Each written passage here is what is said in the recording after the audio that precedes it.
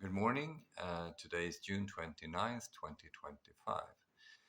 2025. Yesterday I had, I don't know, 27th maybe, 20, yeah, it's easier to say than 26th.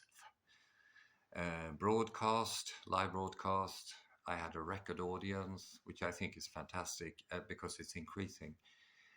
And I'm going to be live again this evening from 6 to 8 p.m. local Finnish time. And you're welcome to ask any questions about psychology. So even though I focus on prospective thinking and executive functions, the typical answers are about executive dysfunction and depression disorders and stuff like that. That's okay. I can talk about that. And I think that people worry about it. And I also think that we can arrange like a psychoeducation, a lecture where you can attend and I can give you all the details and you can ask questions and we can discuss things in depth. So, yeah. So, but here I'm going to comment on a conference I attended or an event because I think it resonates with the questions you ask about depression and mental health issues and stuff like that. So, it was a Pride event arranged by Swedish Folkpartiet's think tank Agenda. So I have written a thing about this, which I will post in the comment. It's in English, no worries, it's Swinglish, so you can read about it. And I'm just going to give a brief here for you to be more interested to read it, okay? So basically, it's Pride, and Finland has like a rainbow community, and they feel sort of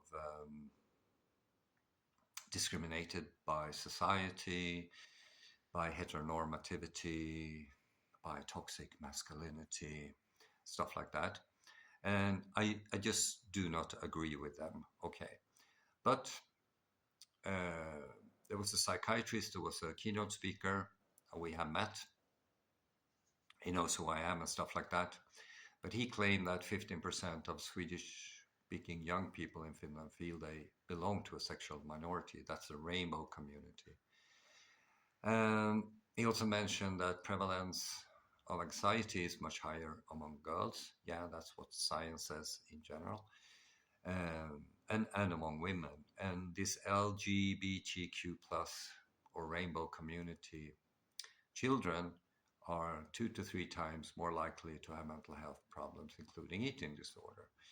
And as I said, this mistreatment by society, the current politics. He also added social media and smartphones, and that 100,000 Finns are outside the job market because of mental health issues. So they talk about this on a conference about Pride. But he also said, somewhat hopefully, that, when they turn 18, they can be able to decide for themselves. So it's a bit worrying because I think when you're between, the brain and the mind matures somewhere between 25 and 30. So keep that in mind. Then there was a panel by the party leader and the vice party leader for the Swedish Folkpartiet, the psychiatrist, and a girl who was she's on the board of Swedish Youth, and she deals with DEI issues. Okay, diversity, equity, and inclusion. Okay, which has been coined to resonate with affirmative actions for certain groups and equality by outcome. Okay. So the party leader was involved because his daughter identify as involved in as within the rainbow community, and the vice chairman had a rainbow family, she said. They were all basically part of that, and they thought that the problem in society is heteronormativity, toxic masculinity, but also mention home environment, which I think is important. So yeah, so the girl who was involved in the DEI, she was also invited. She also used this new economic violence concept, and this is typically used as an instrument, I would say, defensive argumentation for conflicting women, because when you're in a conflict, a family conflict as a woman, your economy will break down. Everyone understands that. You spend your life in your conflict, and of course, you can't build your career. People who cooperate, they have a better life. It's very simple. So anyway, so how do one break down and validate and dismiss the claims from the conference? So I put forward a lot of stuff, what science is, key criteria when you assess stuff. And then I asked the ChatGTP about all of this because when I talked to the psychiatrist, I had an issue with 15% because a documentary I have seen, an American one, claims that the trans community, the prevalence of trans people is 0.0015%. And they also divided it into gender flexibility, which is cross-dressing without distress, whereas gender dysphoria, which is it reads, it's a diagnosable psychological,